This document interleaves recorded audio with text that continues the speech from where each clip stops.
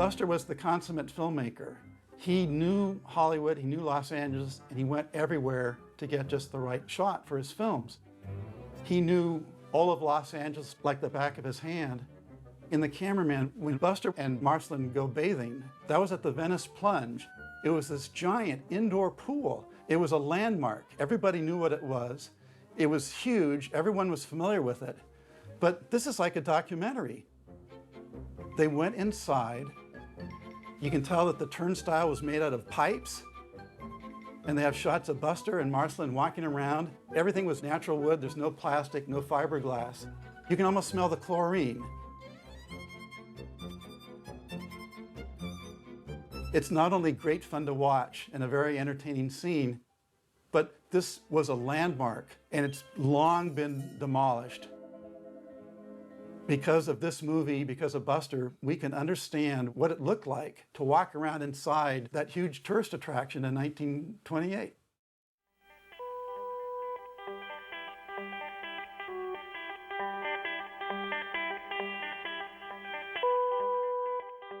I'm John Bengtson. I'm a business lawyer. I've been practicing for over 30 years, and I've been a Keaton fan for 50 years.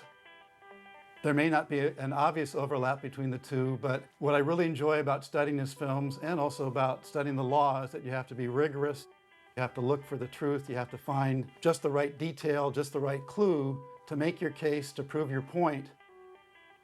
Buster is unique. He is intelligent and brave and hysterical, and there's something about him not showing emotion.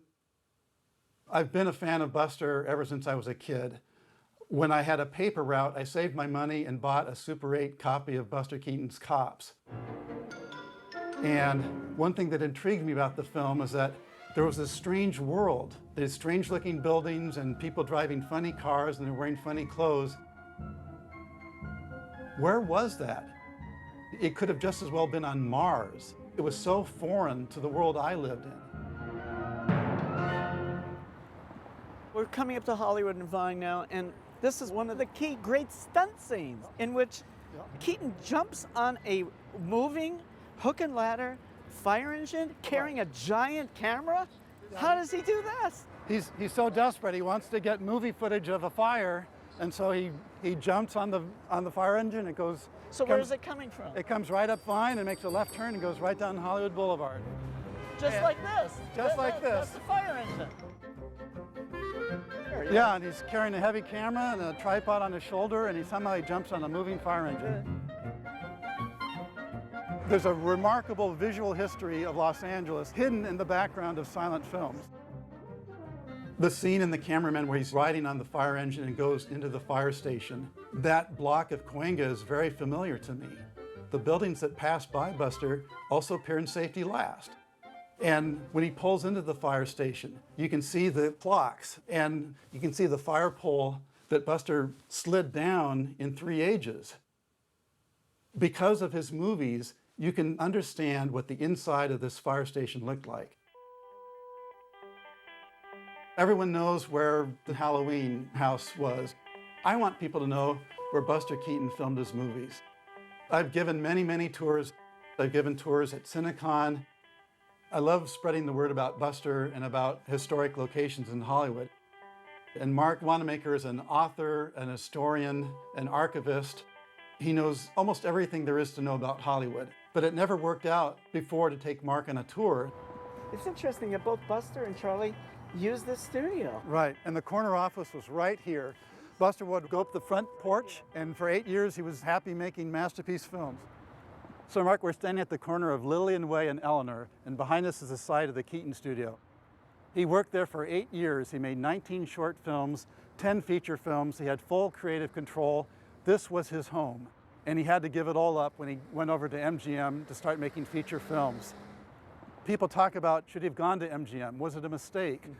But the industry was changing. The modest studio he had, it wasn't feasible to convert it to making talking pictures. And small little independent studios, they couldn't make it at the time. So in some ways, Buster really had no choice but to hook up with a large studio. So it must have been very, very sad for him to give this up. His studio was the end of the silent era. You know, many of the other stars at the time, they lamented as well the loss of the silent film era into the sound era. And Buster Keaton, I'm sure, was just, you know, he was just upset about this. Everyone recognizes the cameraman as his last really, truly great masterpiece film. And MGM was very proud. See what we did. They didn't give Buster credit for how wonderful it turned out. He had to fight tooth and nail for every wonderful scene.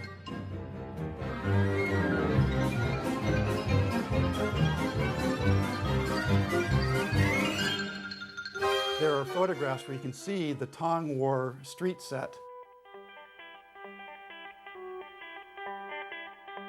During the Tong War sequence, I don't know if I'd call this artistry, but when he's on that very tall tower, or he's grinding away and it falls to the ground,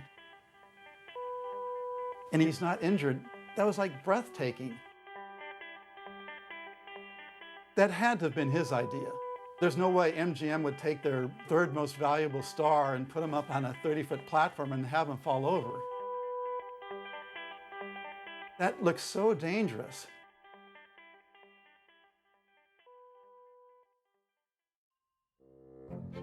Harold Lloyd, Buster Keaton, Charlie Chaplin utilized a lot of Los Angeles in their films, which documents Los Angeles streets. But the earliest known, Sunset and Gower Street, is in the film Suspense. Okay. That's the Lois Weber film. Yeah. There's a car chase coming down Sunset, and they make a right turn going down Gower, and you can see the studios on the corner. Yeah. And you found us in the mirror of the car, the actual Lasky Studio barn. Where DeMille made the Squaw Man. Exactly. Yeah. I mean, that's amazing detective work. Yeah. To find a reflection in a mirror on the side of the car, one of the Hollywood sights that appears in a film in 1913, that is holy grail time. One of my favorite tools of all for doing this type of research is a vintage oblique aerial photograph, where you can see several blocks at once.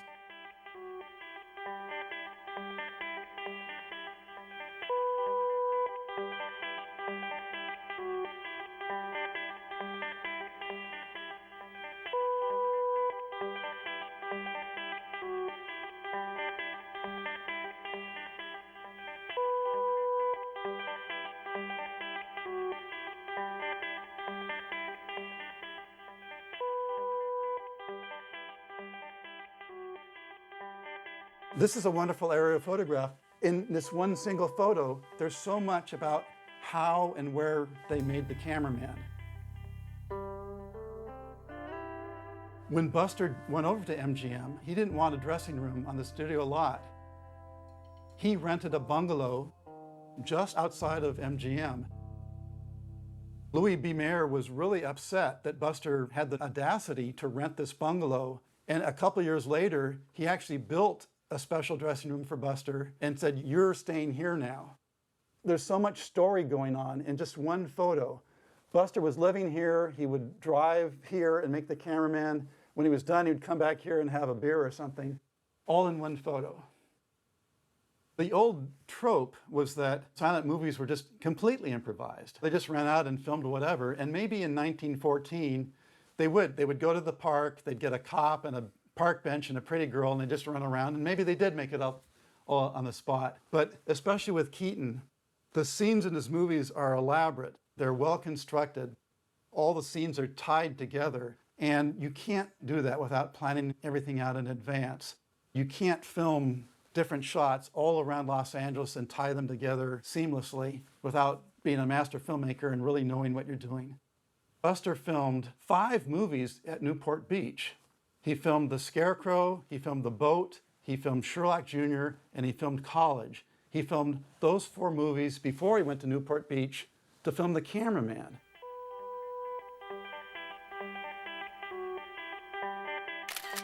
When I went to Newport Beach, standing there, I knew when Buster was filming The Cameraman, this was familiar territory for him. And that must have helped him a lot dealing with everything else he had to put up with at MGM. I love the locations that aren't studio-based because, first of all, they had to go out and find the spot. What does the scene need to accomplish? What kind of neighborhood should it be? Do we film looking north, looking south? And when you can visit that spot today in person, you just sort of gain an understanding of how and why he made his films.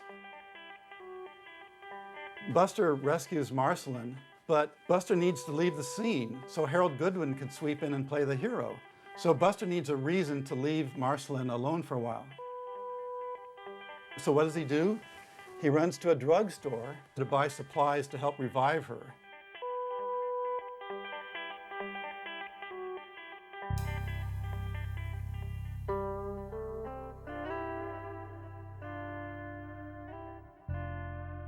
So this ordinary drugstore is actually critical to the whole narrative, to the whole story. And I didn't know where this was filmed, but I felt the challenge. And the first thing I noticed is that you could read the address, the street number, and it's a high digit number.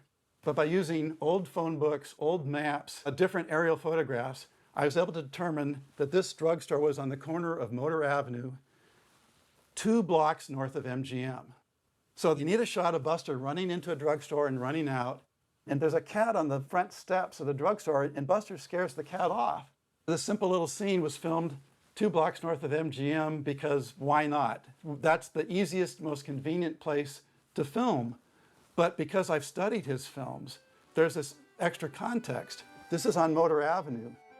A few blocks further north on Motor Avenue is where Buster and his mentor, Roscoe Arbuckle, made a movie called The Hayseed at the corner of Motor and National. So 11 years earlier, a few blocks up the street from this scene was where Buster had started his career. But Buster must have thought, 11 years ago, I was here with my best friend, Roscoe Arbuckle, making a movie. And now I'm here at MGM, and I'm filming on the same street.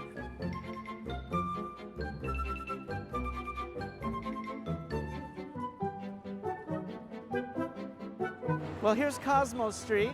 There was a fire station here? That's on Cahuenga. Oh, a fire station on Cahuenga. All right. So where are we going now? We're heading toward the firehouse where Buster filmed The Cameraman, but this alley is sacred cinematic ground. We're going to turn a corner where 3 of the best movies ever made were staged right here. Harold Lloyd filmed many scenes from Safety Last right here. He worked at a department store, so all the scenes that took place at the back of the department store, he filmed right here.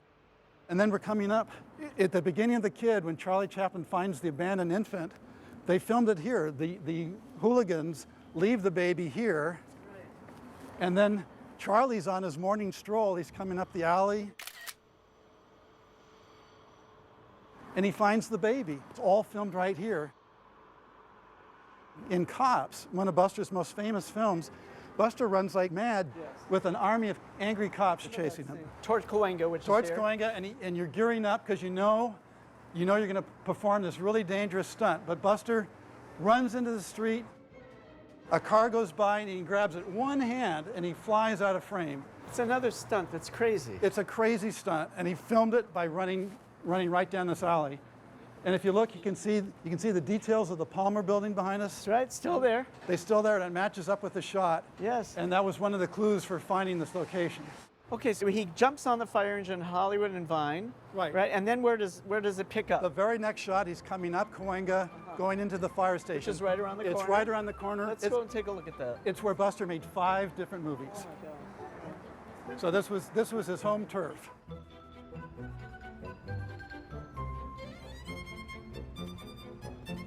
It must have weighed on Buster's mind when he came back to film The Cameraman on Cahuenga at the firehouse. He didn't have a studio anymore. He had made the short trip from his studio up to Cahuenga 7 different times before to make his own movies. And now for The Cameraman, here he is going back there again. My studio, it's not far away, but it's not mine anymore. This is my home turf. I feel comfortable here. I get to come here one more time and make another movie. So it must have been kind of bittersweet. It must have been reassuring in a way, but also, a little sad.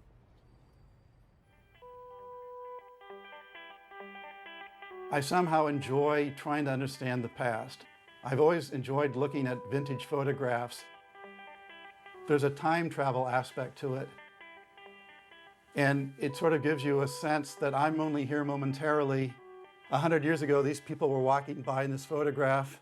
They've long since demised. They didn't know 100 years later I'd be looking at their photograph. But I just sort of get a sense of timelessness. We're only here a moment.